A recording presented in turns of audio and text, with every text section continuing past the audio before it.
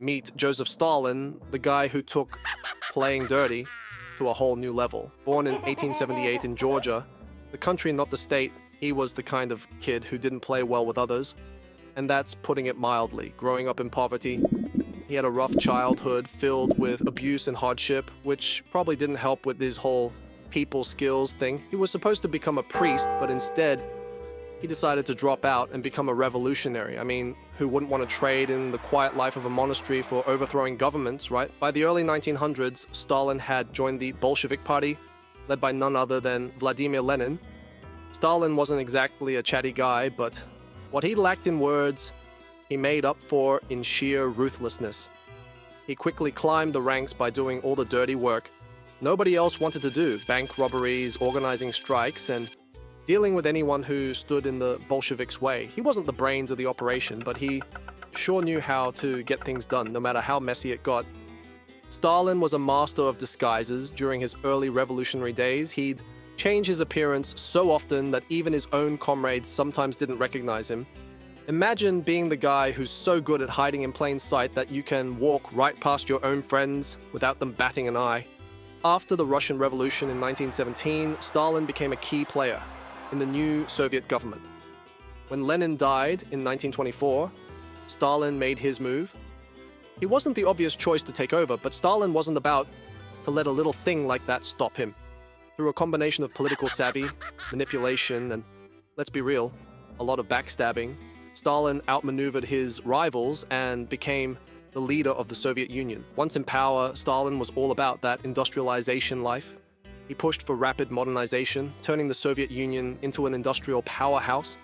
But there was a catch.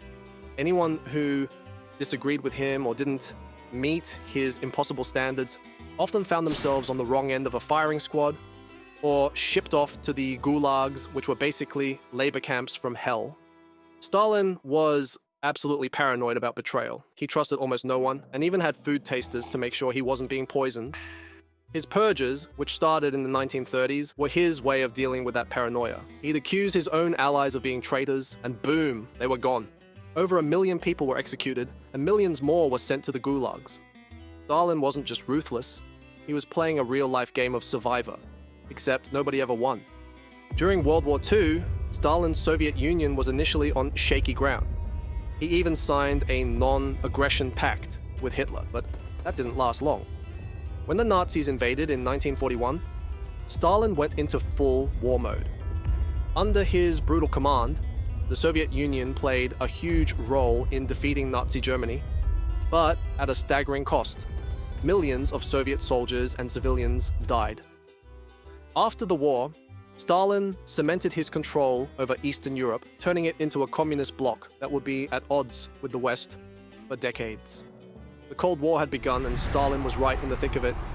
He died in 1953, leaving behind a legacy that's still debated today. On one hand, he turned the Soviet Union into a global superpower. On the other hand, he was responsible for the deaths of millions. Talk about a complicated legacy. Stalin was known for his love of cinema, especially American cowboy movies. He'd watch them in his private theater, probably imagining himself as the ultimate cowboy, just with a lot more tanks and a lot less mercy. So there you have it. Joseph Stalin, the man who turned paranoia and power into a deadly combination. He left behind a legacy that's as terrifying as it is impactful. Whether you see him as a hero or a villain, spoiler, mostly villain, there's no denying that Stalin changed the course of history. Thanks for sticking around. And if you're up for more tales of history's most intense figures, hit that subscribe button